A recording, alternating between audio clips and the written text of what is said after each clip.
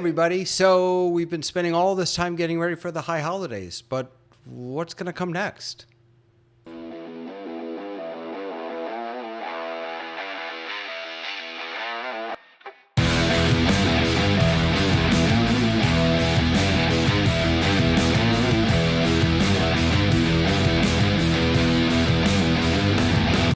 Hey there, I'm Rabbi David, your Torah tech guy, and I'm happy to be here with you for another episode of Torah Tech Tips, where I share with you some great tech for your great Torah. And actually today, I don't really, I do want to talk about the tech, but I really want to ask a question.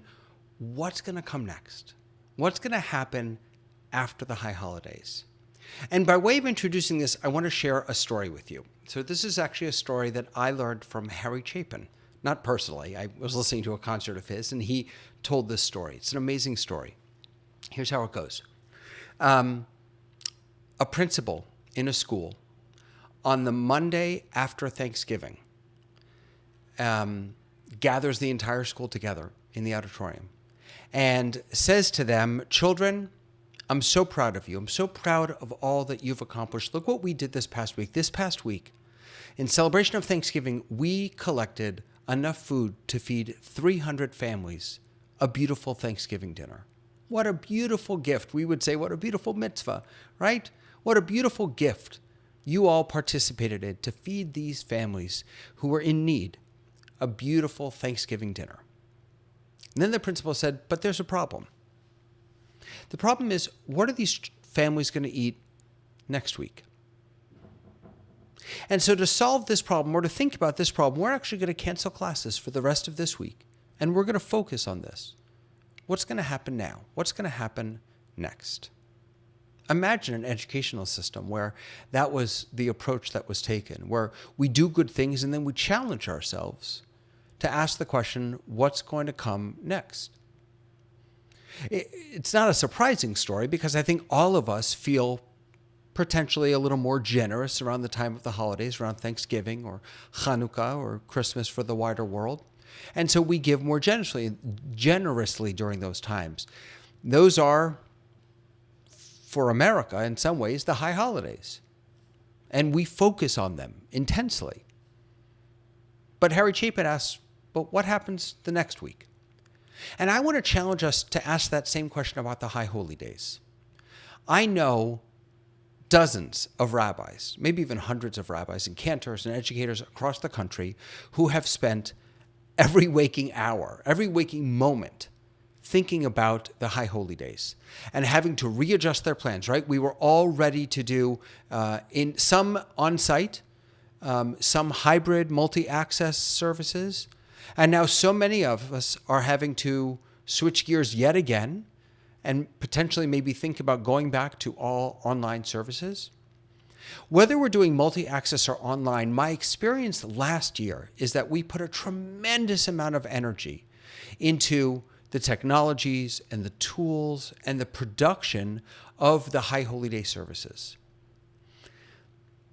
But what happens after that? Are we putting that same energy, that same time, that same energy, that's the word, into Shabbat Breshit, Shabbat Noach, Shabbat Lech Lecha? Are our online participants going to have the same quality experience when we're not investing thousands of dollars into the production? Did my screen just go dark? Looks like my screen just went dark. I'm not sure why. Oh well, in any case. What is that experience? What are the pieces from the high holy days that we're going to carry with us into the rest of the year? One of the challenges that we've had this past year is to not get technologies, not find tools that we can use once or twice, but that we can sustain ourselves with, that we can sustain a meaningful online presence with. Tools that can help us to create multi-access experiences, davening and learning Torah throughout the year, not just on the high holy days.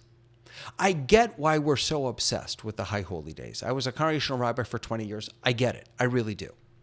But I want to posit to you that we've created our own monster For all the complaining we do about the 3-time-a-year Jews, the 2-time-a-year Jews, why are they coming on those 2 times or those 3 times? They're coming because we have told them that these are the most important days of the year.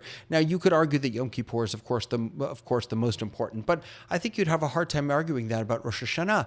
More importantly, though, we have set a standard that if you do these days, you kind of did the most important work.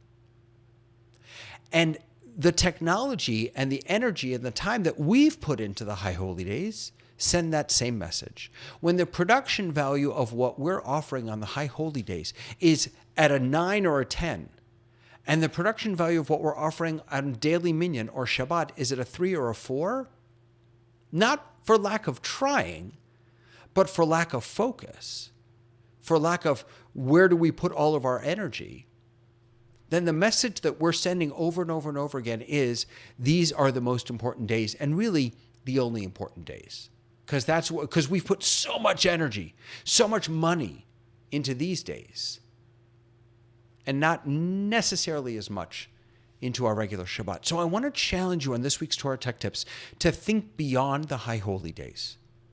What is Simchat Torah going to look like? What is Shabbat going to look like? What is your daily minyan going to look like? How are you going to engage people, both with high production value and also with those 3 E's, the eye contact, the engagement, and the energy? How are you going to bring that to everything that you do?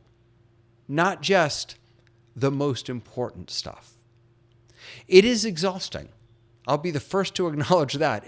Doing this work is exhausting. And if we feel that way around the High Holy Days, just imagine what it's going to feel like when we try and apply some of these same principles, the same amount of energy to the rest of the year. But we owe it, do we not?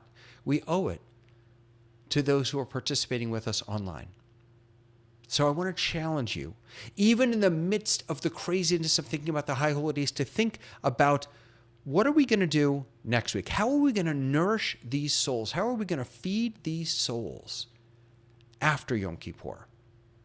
What will that look like? What production do we need to bring to it? What technologies, what tools, what energy do we need to bring to the work that we do every single day? Not just on the days when the most people show up. That's what I want to challenge you with this week.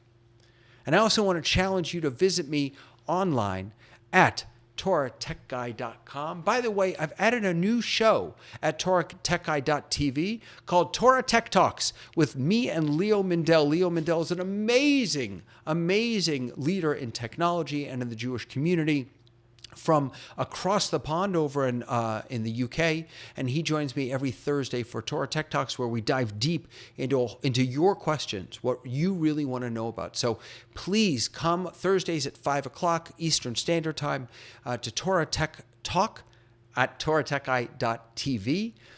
You can also find that on the website, and share your questions. Tell us what you want to know about, whether it's Torah or technology or the mixture of both, as you imagine what your Torah is going to look like beyond the High Holidays. Friends, that's it from me today. I am so excited. I'm taking my second daughter up to college tomorrow. It's going to be amazing. So proud of her. And I will see you all on Thursday at Torah Tech Talks, and next week on another episode of Torah Tech Tips. Have a great day, everyone. Bye.